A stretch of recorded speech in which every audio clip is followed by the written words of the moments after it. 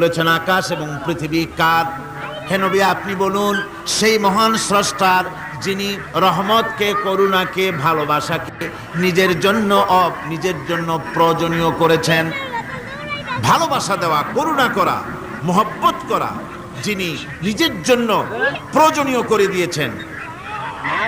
সৃষ্টিকে মহব্বত করা আর ভালোবাসা দেওয়া, শুধু সৃষ্টি নয় বরং দয়া এবং ভালোবাসা দিয়ে তিনি সিক্ত করেছেন। আল্লাহর তাবৎ সৃষ্টির দিকে তাকালে, আল্লাহর পুরা সৃষ্টি জগতের দিকে যদি আমরা তাকাই, তাহলে আমরা দেখতে পাবো যে সমস্ত কিছুই, যা কিছু আমরা দেখতে পাই, এ সব কিছুই আল্লাহ পাক একটা কুদরত দিয়ে, রহমত দিয়ে, মহব্বত দিয়ে, স্নেহ দিয়ে তিনি সৃষ্টি করেছেন মানুষের জন্য, সৃষ্টি জগতের জন্য। ভালোবাসায় পরিপূর্ণ করে মানুষকে তা তিনি দান করেছেন।